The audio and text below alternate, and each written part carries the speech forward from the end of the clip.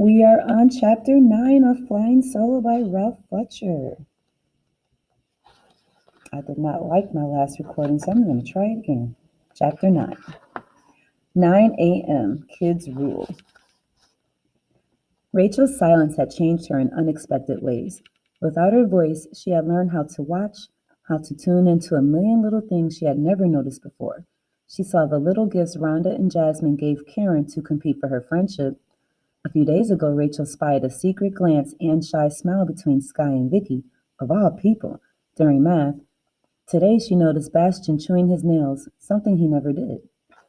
She glanced over at Sean. He had his head down on the desk. She wondered if he was asleep.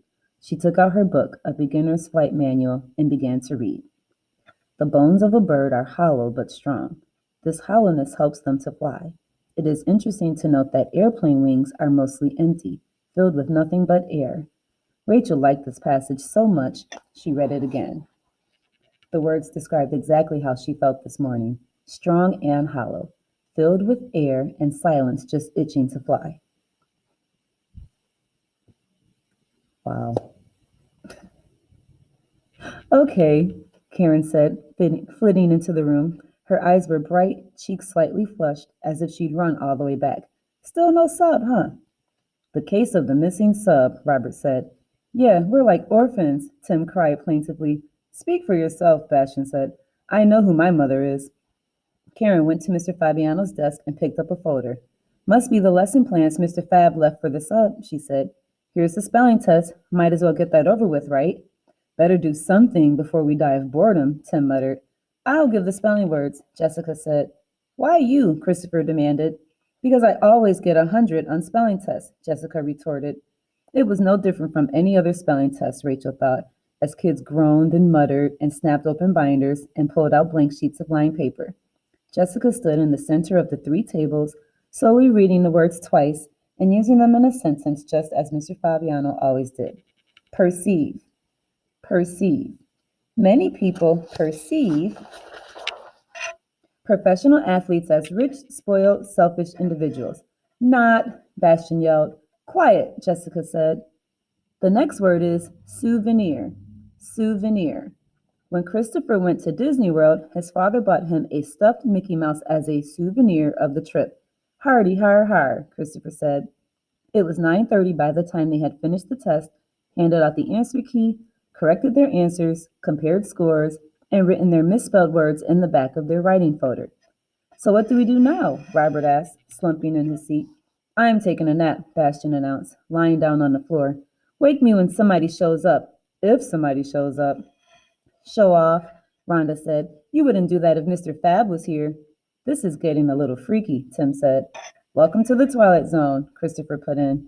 Yeah, what's the deal? Vicky asked. She turned to look at Karen. What did they say about the sub when you went to the office? Nothing, Karen said. Nothing? Nope, Karen said, shrugging. They didn't say a thing because I didn't tell them. Bastian sat up. Everyone looked at Karen. Didn't tell them? Rhonda asked. Why not? Don't you guys get it? Karen asked. She leaned forward and snapped her fingers, eyes bright with excitement. There's obviously been some kind of major mix-up. They forgot about us. So, Rhonda said. So I started thinking, why tell anybody? Karen said. I figured, let's run the class ourselves. Yes, Christopher said, making a fist. He jumped up and started goose-stepping across the floor. We can do it, Karen said. I know we can. Kids looked around at one another, smiling, giggling nervously. Missy looked over at Rachel. They raised their eyebrows at the exact same time. Very true, Jasmine agreed. I mean, if we can't run this class for one day, we're a total bunch of losers. I am with you, Jordan said. Me too, said Robert and Corey. Count me in, Bastian said. Kids rule, kids rule, kids rule. Sure, why not? Vicky asked. Why not? Jessica asked. Are you kidding?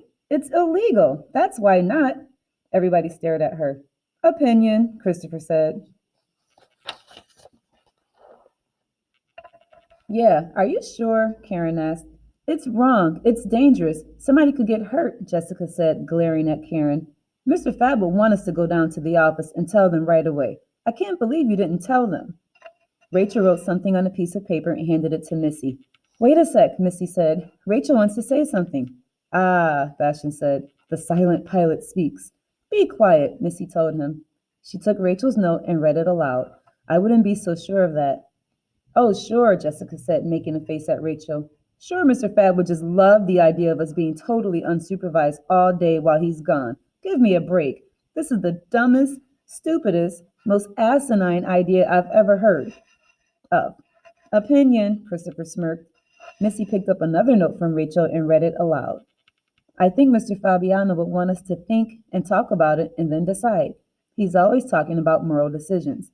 I don't believe this, Jessica shook her head. Look, Mr. Fab isn't here, Jasmine pointed out. We have to do what we think is right, right? I'm for it, Sky said quietly. Kids rule, Bastion said, and Tim chanted, Kids rule, kids rule, kids rule. Shush, Missy said. We should vote. We should not vote, Jessica said, banging her desk. It's the most demented idea I've heard since my sister tried to put the cat in the dryer. What are you worried about? Bastion asked. What could possibly happen? The school is crawling with teachers. Fact, Christopher said. Let's vote and get on with it, Karen said. Who votes we should run the class ourselves today? An instant crop of raised hands. Who votes no? Jessica stuck her long arm straight up into the air. 14-1, Karen said. Fact, Christopher grinned and crossed his arms. They all looked at Jessica. Sorry, String Bean. Looks like you lose, Bastion said. You gonna go squeal? Shut your face, Jessica hissed at him. What I do and when I do it is none of your business. Hey, let's all chill, Jasmine said. For a moment, no one did anything but breathe. Okay, so what next? Vicky asked quietly. Party time, Tim cried. Flash drafts, Missy said, pointing at the schedule printed on the blackboard. Writing. Oh, come on, Bastion moaned.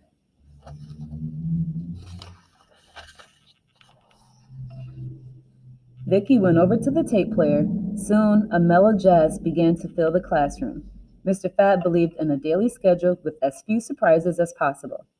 Spelling, flash drafts, music/computer lab, one every other day, math, connections, more writing, lunch, dear, drop everything and read, exploration, science.